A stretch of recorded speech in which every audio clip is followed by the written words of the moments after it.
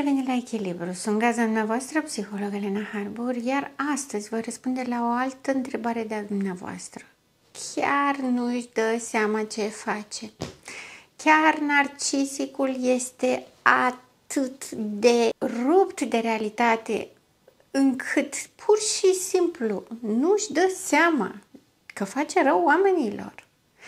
Așa cum am mai spus, este vorba despre o semiconștientizare. Unele lucruri le recunoaște, își dă seama, reușesc să pătrundă din fantezie în planul conștient și își dau seama cam ce fac și că nu este bine, alții deloc. Și astfel avem mai multe modalități sau mai multe tipuri de conștientizare la nivelul narcisismului. Sunt o primă categorie de narcisici care nu conștientizează absolut deloc. Percepția lor exclusivă este doar a faptului că ei sunt oameni buni, adică doar contactul cu fantezia narcisică în care el este a toate bun, a toate potent, a toate deținător de adevărul suprem, care îi aparține și este extrem de personalizat. Ca atare, nu conștientizează absolut nimic, spune eu sunt un om bun, eu nu fac rău, eu știu ce trebuie făcut, le aplic corect, 100% ad literam, niciodată. Nu mint, nu înșel, nu trădez, nu vorbesc pe lângă, nu, și totul este justificat doar de această corectitudine supremă, depășită de realitate, în absolutizare, aș putea să zic. Când îi spui că face rău oamenilor, zice, nu e adevărat, eu n-am făcut rău nimănui, niciodată. Este extrem de surprins. Când îi arăți concret că celălalt suferă de pe urma acțiunilor sale, despre felul în care vorbește, despre lipsa de tact, despre atitudinea care manifestă dorință de a-l face pe celălalt să sufere, este genuin surprins și respinge într-una. Este acea categorie care nu recunoaște absolut nimic niciodată, dar o face cu o atitudine din asta de surprindere totală. Efectiv nu realizează, nu conștientizează și aici știu că ar exista posibilitatea să ne gândim că ar putea juca un teatru, ar putea mima asta. Un ochi profesionist poate să identifice unde este minciună și unde este sinceritate, dar pentru că vorbim de gradele de conștientizare aici, genuin, unii dintre ei sunt surprinși, nu conștientizează absolut deloc, absolut. Și lucrul acesta este foarte clar. O altă categorie are în vedere narcisice care spun, ok, eu nu sunt minunat, nu sunt extraordinar, mai fac din când în când anumite lucruri, dar nu este nimic greșit. Tot ce fac eu este corect. Când cineva m-a jignit, își merită tot abuzul pe care îl dau pentru că eu sunt un om bun și nu este vina mea că m-a jignit și dacă m-a jignit înseamnă că își merită pedeapsa. Când vorbim despre jignit, nu vorbim despre situațiile normale, tipice, în care cineva realmente jignește pe altcineva și are parte de un feedback, pentru că în situațiile normale, tipice, când suntem jigniți, trebuie să avem o reacție ca să nu permitem să fim tratați într-un mod umilitor, jignitor, însă la ce se referă narcisicul acesta, din această categorie, nu se referă la o jignire clară, gratuită, ca să-i spunem așa, adică nejustificată, ci el consideră jignit dacă îi spui că ceea ce face este incorect. El consideră jignit dacă îi spui că nu este cel mai grozav, că nu are dreptate tot timpul, că este un om ca toți ceilalți și nu este peste ceilalți, nu este mai îndreptățit decât alții să primească tratamente speciale. Asta îl jignește foarte tare. Și atunci reacția pe care o are de pedepsire, de abuz, de violență verbală sau fizică, o consideră pur și simplu îndreptățită. Ca atare, asta este categoria. Știu că nu sunt minunat, uneori sunt poate temperamental sau poate mai exploziv, dar nu fac nimic greșit. Sunt un om bun. Desigur, întotdeauna narcisicul va considera despre el că este un om bun. Nu există altă variantă. Sunt un om bun sau nu-mi pasă, nu mă interesează. Nu există posibilitatea în care să spună, da, am greșit. Sunt situații în care narcisicii spun, am greșit, dar niciodată nu se oprește aici. Am greșit, dar tu, adică acuză și aruncă vinovăția la celălalt. Niciodată nu este o conștientizare deplină a ceea ce este, a ceea ce face și ca atare nu are cum să fie o responsabilizare deplină. O altă categorie are în vedere narcisicul care spune, știu că uneori mai produc oamenilor suferință, dar asta este pentru că eu spun adevărul și e vina lor că se deranjează de adevăr. Adevărul nu este adevărat, este adevărul lor. Adevărul acela rigid, încapsulat pe bază de fantezie. Adevărul este, cum foloseam exemplul cu jignirea mai devreme, adevărul lor se referă la, într-o situație de genul acesta, are o reacție dură, urâtă, violentă și când îi se atrage atenția spune, eu nu fac altceva decât să spun adevărul, tu m-ai jignit, ăsta este un adevăr și ca atare sunt total îndreptățit să-ți fac ție rău. Efectiv, nu-i pasă. Nu-i pasă dacă rănește sau face rău pentru că este îndreptățit, pentru că a fost jignit, are dreptul să spună ce crede, are dreptul să jignească pe celălalt, are dreptul să se răzbune. Despre asta este vorba. Întotdeauna este vina celorlalți. Întotdeauna este vorba despre răzbunare, despre abuz. O conștientizează până la un anumit nivel, dar acolo unde se pune problema să conștientizeze că el este cel care face abuzul, el este cel care produce suferința, el este cel care este prea sensibil, el este cel care interpretează greșit realitatea, situația, relația, persoanele celelalte, acolo se blochează. De asta vorbim despre o semiconștientizare, pentru că este conștient doar în acei pași care nu-i atacă iluzia fantastică a omnipotenței, a unicității, a extraordinarității. Dacă tot ce vine către el este să valideze fantezia narcisică, va fi de acord cu asta. Dacă îi contrazice fantezia narcisică, nu mai e de acord cu asta.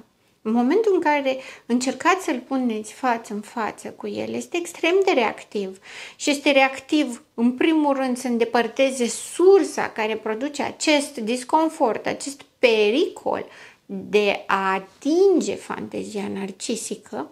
În al doilea rând, este o eliminare totală, o îndepărtare a oricărei informații care poate produce o conștientizare. Vedeți, partea aceasta de conștientizare presupune ca psihicul, conștientul, să accepte o informație ca fiind validă sau cel puțin ca fiind posibilă de luată în considerare și analizată. Când vorbim despre asta, vorbim despre mecanismele conștientului care în permanență primește informații din exterior. Noi tot timpul primim și creierul primește, sintetizează, analizează informații din exterior, chiar și cele de care nu suntem conștienți. Pe cele care nu atacă psihicul sau structura formată a psihicului, le primește și noi ne dăm seama că am primit o informație.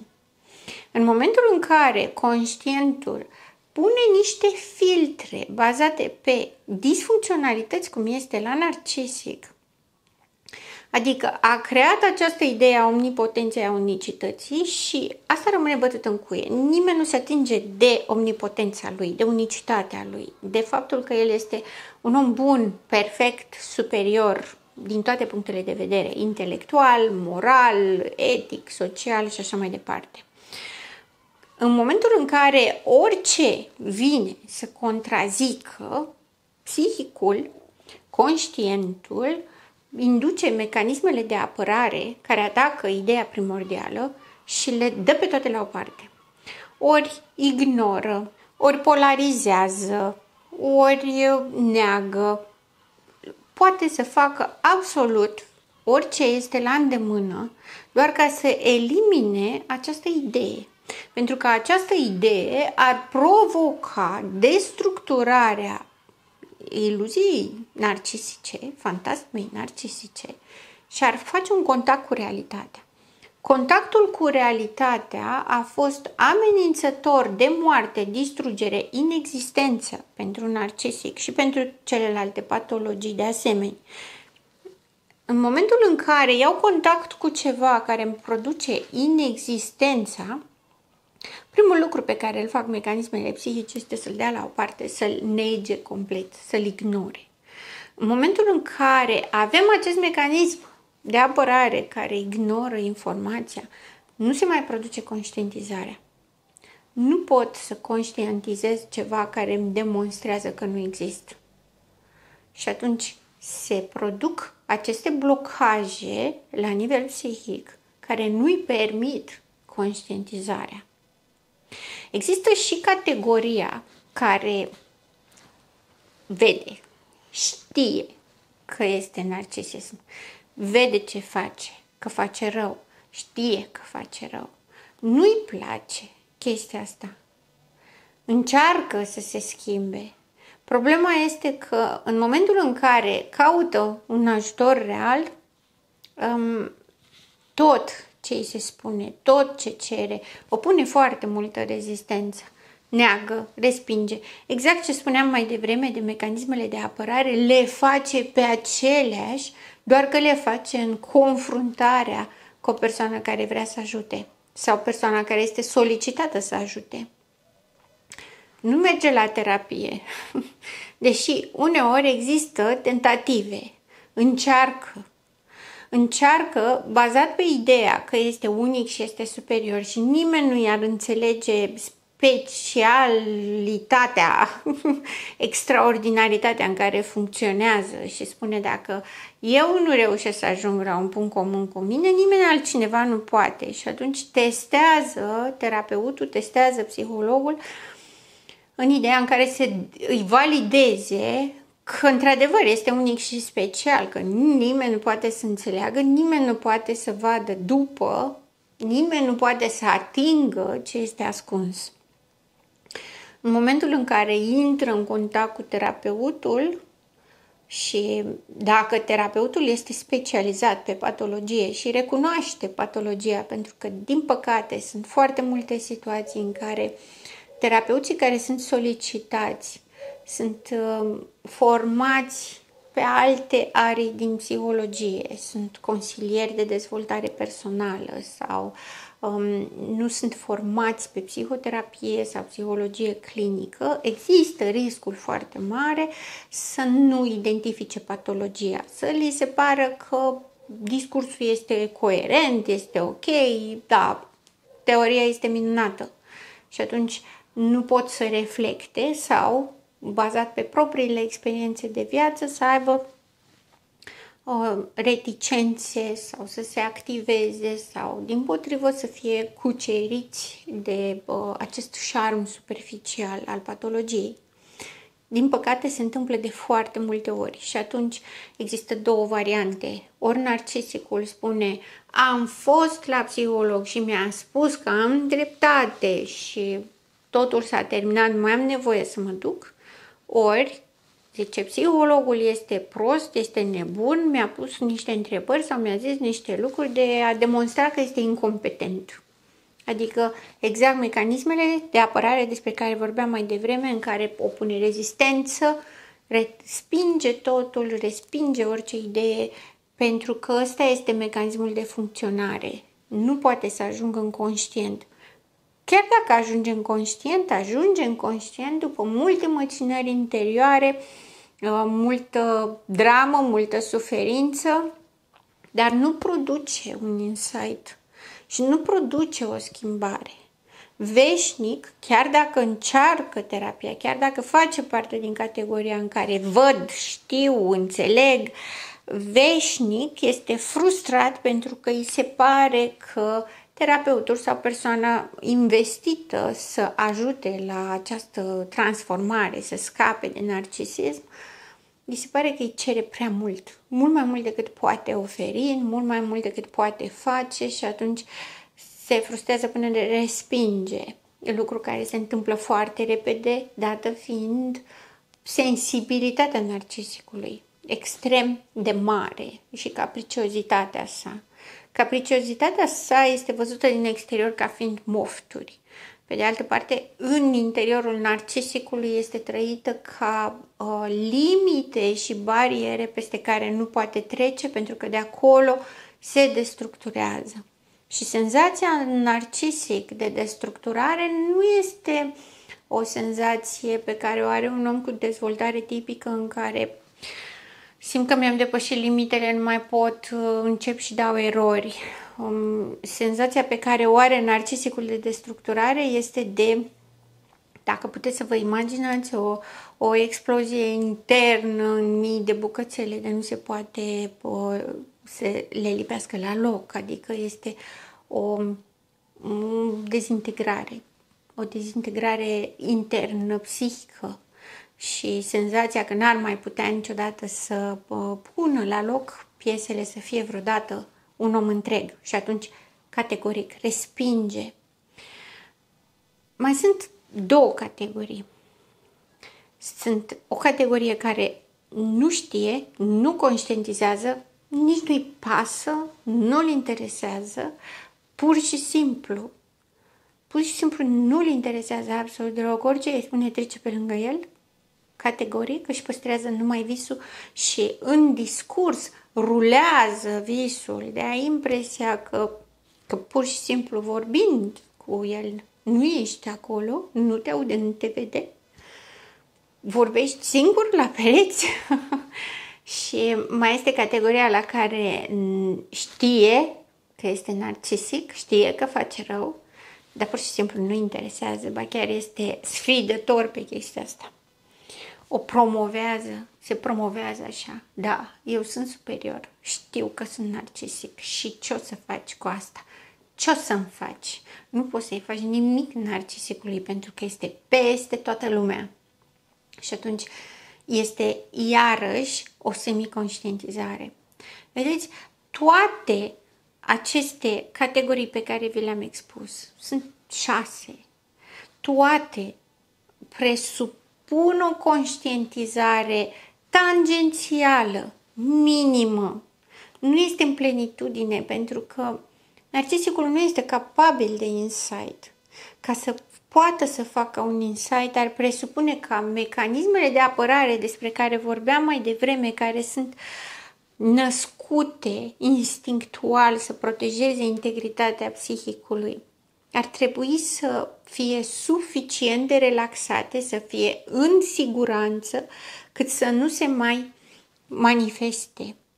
Cu cât în istoricul său de viață narcisicul a considerat că singura sursă de siguranță și confort psihic este iluzia narcisismului, fantasma narcisică, a fixat și a validat existența acestor mecanisme. Cu cât le-a validat mai mult, cu atât ele au devenit mai hipervigilente, mai rigide, mai fixiste.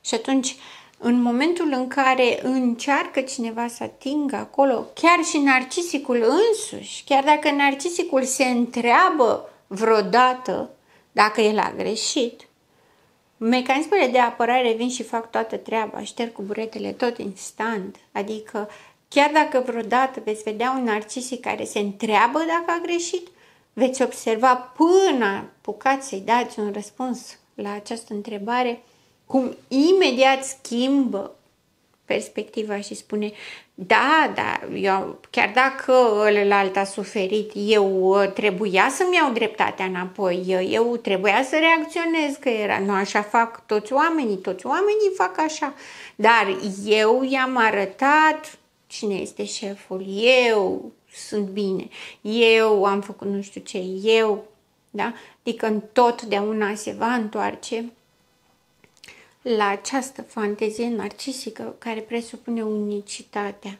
și care presupune justificarea într-un fel sau altul a răului pe care îl fac celorlalți cu o mulțumire de sine că și-a validat existența. Vedeți, indiferent cât de mult încerci să te apropii, nu o să obții insight-ul. Dacă nu obții insight-ul, nu poți să obții schimbarea. Narcisicul se teme de schimbare, respinge schimbarea, nu vrea, pentru că schimbarea presupune ca toată construcția lui în fantasma narcisicului să fie pusă în pericol, să fie vulnerabilă, să fie expusă. Când schimbi, îți asumi un curaj confruntând necunoscutul. Narcisicul nu-și asumă curajul pentru nimic, nu-și asumă schimbare la nimic. Poate să schimbe partenerele, dar fantezia rămâne aceeași, comportamentul rămâne aceeași. Poate o să schimbe hobby-urile, dar dacă schimbă hobby-urile, este exclusiv cu scop ca să se adapteze fanteziei narcisice, să-i valideze omnipotența, să-i valideze faptul că el poate să facă orice, să-i valideze că este diferit de ceilalți și ceilalți nu pot să facă ce face el. Sau este exclusiv instinctual că lucrurile pe care le-a făcut până acum nu-i mai ajung, nu-l mai satisfac și trebuie să descarce furie și agresivitate în altceva. Cum sunt, de exemplu, sporturile extreme. În partea de sporturi extreme veți găsi toată patologia, în mod special narcisicul. Trebuie să se dea mare că a mai făcut încă un sport, încă o chestie extraordinară pe care toți fraierii aia normali nu o pot face, nu o pot atinge. Dar el poate, el este superior. Este imposibil să nu vă dați seama când vedeți un narcisic. Nu trebuie neapărat să aibă discursul, pur și simplu felul în care își conduce viața va vorbi despre felul în care gândește, simte și se raportează la lume, viață, propria persoană și ceilalți. Este imposibil să nu se manifeste, pentru că este discrepanța dintre normalitate, confort, liniște, siguranță și căutarea manifestării interiorului său. Și este foarte ușor de evidențiat. Trebuie doar să aveți răbdare și să încercați să aveți insight vis-a-vis de care este nevoia dumneavoastră, pentru că atracția va exista, fascinația va exista, pentru că arată ca niște personaje de poveste ireale. Dar dacă sunt ireale, de ce aveți nevoie în viața dumneavoastră de ceva ireal? Sper că provoacă suficiente întrebări și poate și răspunsuri semnificative pentru dumneavoastră care să vă și ajute. Sunt gazda dumneavoastră, psiholog Elena Harbor, și până data viitoare rămâneți în echilibru.